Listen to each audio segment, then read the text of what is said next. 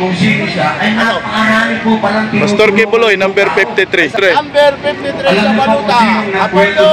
Kibuloy! Kibuloy! Ngayon sementeryo, toto'y kumilos ka, balik na rin ang tanso. Thank you po, Dok. At ngayon naman po, bigyan po natin. Napakaganda po ng t-shirt na nasa ating harapan. Meron po tayong t-shirt dito. Pamamahagi po natin. At na gusto ko sa Senado. bago po tayo magpatuloy at magsasalita ang ating mga panauhin.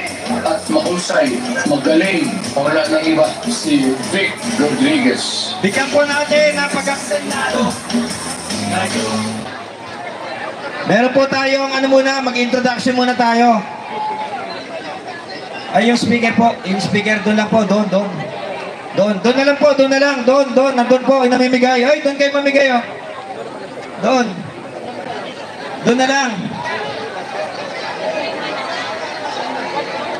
Sandali, may tanong ako sa mga humingi ng t-shirt. Sino ba ipaboto nyo? Sabay-sabay, 2, 10! Lakasan nyo pa! Like and share, guys. At ngayon, habang hinihintay po natin ang iba nating susunod na magsasalita, tinatawagan ko po ng pansin ang ating panauhin ngayon upang bigyan po tayo ng isang awitin. Palakpakan po natin si Sir Marlon Michel. Palakpakan po natin.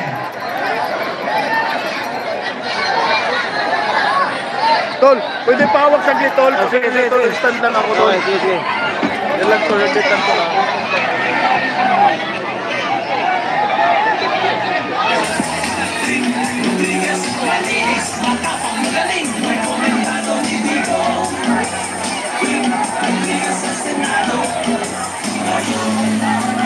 Kung meron mga isang tao na gusto ko sa Senado, talagang totoo yan galing sa puso ko kasi kilala ko at mahusay, magaling, wala nang iba, si Vic. Okay, mamaya na po ulit. Okay na, mamaya na ulit.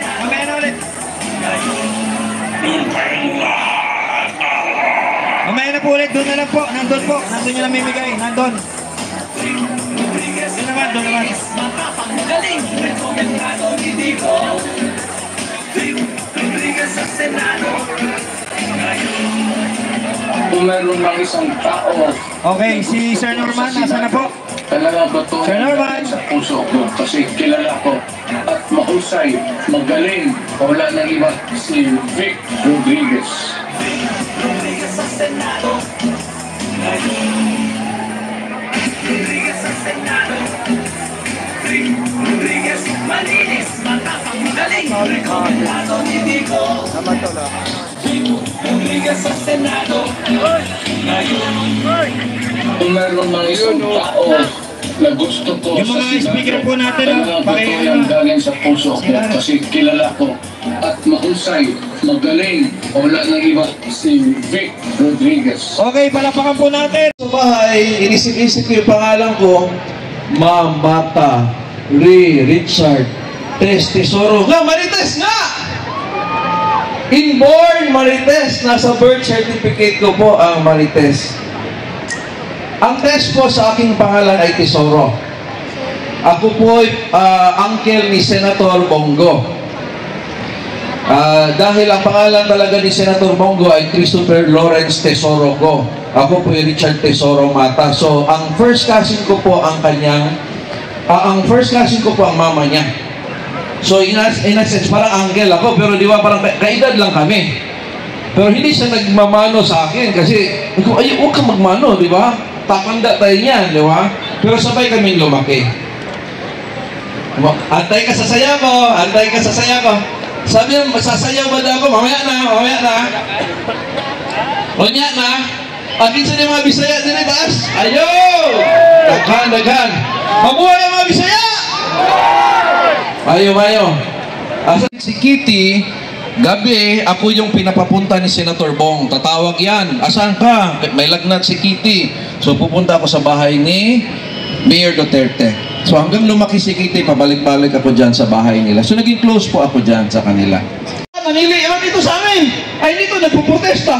Masaya pala kayo sa ginagawa namin. So huwag kayong mamili sa kanila kasi ibig sabihin approve kayo. Kahit sikat, alam ko meron kasi sikat kasi Dok, alam ko sikat, pero huwag kayong pumili sa kanila kasi nagpo-protesta tayo.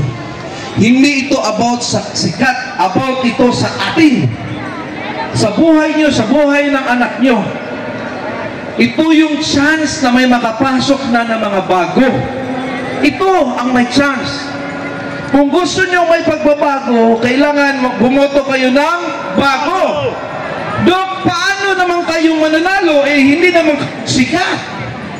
Sikat naman si Duterte. Doon kami humingi ng tulong. Kami yung piniling 10. So si Duterte ang pinakasikat sa kanila. So kung anong sinabi ni Duterte, yun dapat ang ating sundin dahil para yun sa atin. Tama ba? Salamat sa lahat. At pwede bang marites dyan?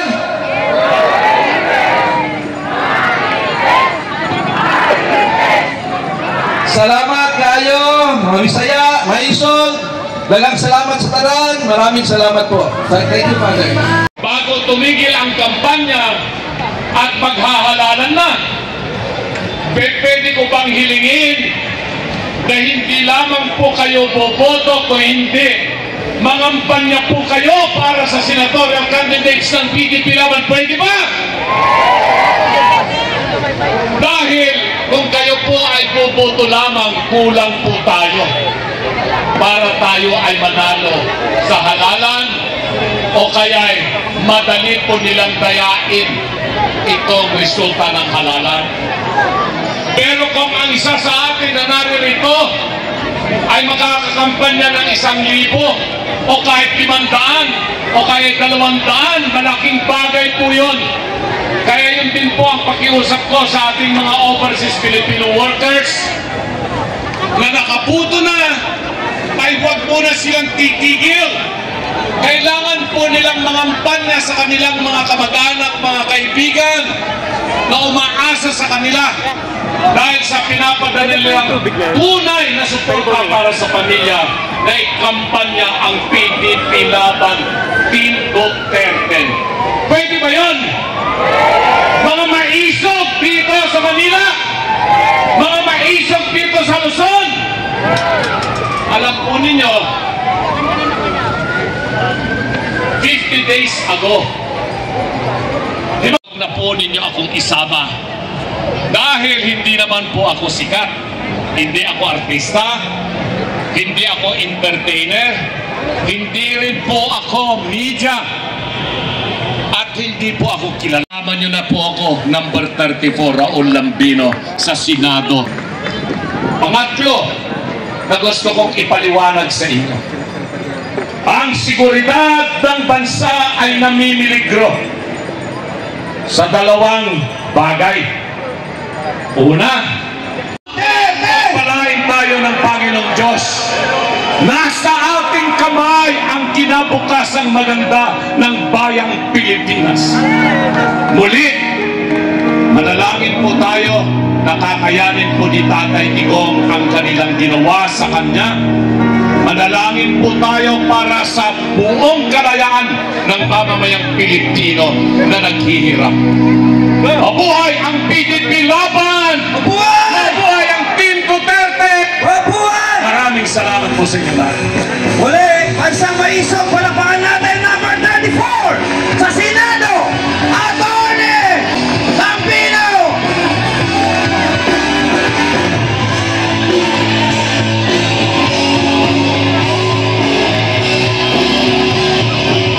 Palapakan po natin si Atty. Raul Lambino. PDP Laban Street, PDP Laban Duterte! Tumunggohin mo, katamang ulit ang Lambino Rodriguez ang bato, kibuloy sa Senado.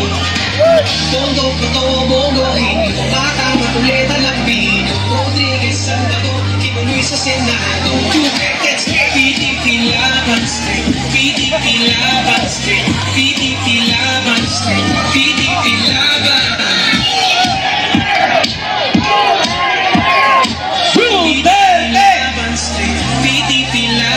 Okay. Yan. At bilang pagwawakas